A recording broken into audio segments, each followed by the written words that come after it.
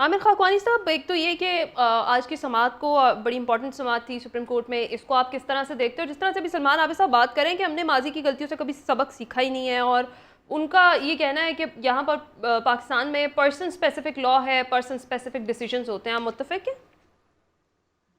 देखें, जो आपने अभी यहाँ पे बातें हुई, ये दोनों बातें ठीक हैं। आज की समाअत तो खैर बड़ी इंपॉर्टेंट है, और मुझे अच्छा लगा, सच्ची बात है, लाइव जो समाअत से।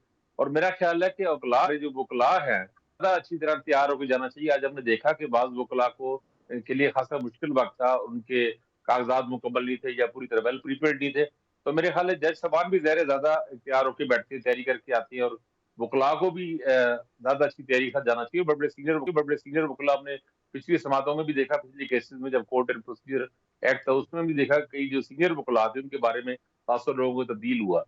तो अच्छा है कि कुछ नई चीजें लोगों को देखने को मिल रही हैं, और ये समाअत अहम है। इस केस का जो आगे जाके जो इसका जो मंतकी नतीजा होगा वो अहम होगा कि उसके मिसिंग पर्सन में अब चीफ जस्टिस साहब ने बातें तो बड़ी अच्छी की है। उन्होंने कहा कि हम इस मसले को हमेशा के लिए खत्म करना चाहते हैं।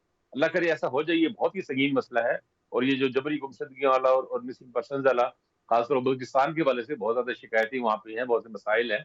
तो अगर ये खत्म हो जाता है तो बहुत ही अच्छा है। बाकी इसमें तो कोई शक नहीं कि अदालतें माजी में भी इस्तेमाल होती रही, अभी भी बाज केसेस का तासुर ऐसे बनता है, बाज बेंच ऐसे बनते हैं, माजी में भी थे, अभी भी थे। अभी यहाँ पे बात हुई कि चीफ जस्टिस साहब को इस तरह ट्रोल किए जा रहे हैं सोशल मीडिया पे, नहीं होना चाहिए, बिल्कुल नामुनासिब है, गलत है।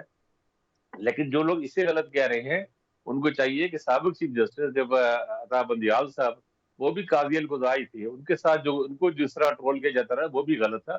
बल्कि वो तो चलो छोड़े ना, वो तो चलो साबिक हो गए, रिटायर हो गए।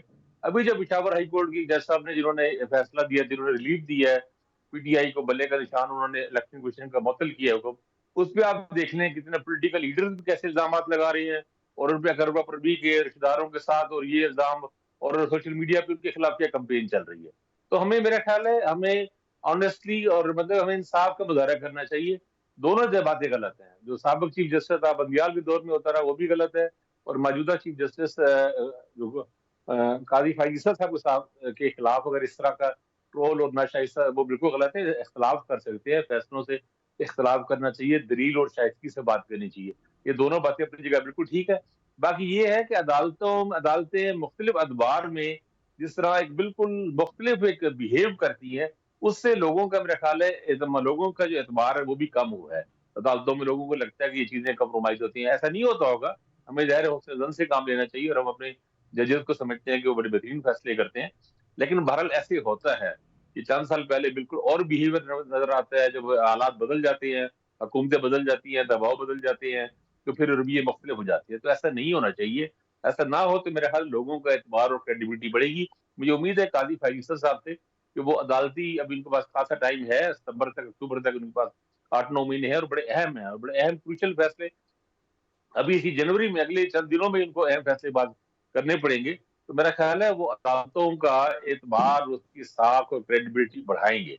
मैं तो यही उम्मीद है कि वो करें, और मेरी उम्मीद है, मुझे तवक्को है और उम्मीद है कि अपने जो अगले जो बेंचेस बनाए उनमें तो उन जजेस को भी शामिल करें जिनके बारे में एक तासुर है कि वो उनकी राय से मुख्तलिफ होती है। बस एक जैसे चंद लोगों के जजेस बेंचेस नहीं बनने चाहिए, जिस तरह माजी में था बंदियाल साहब की तनकीद होती रही।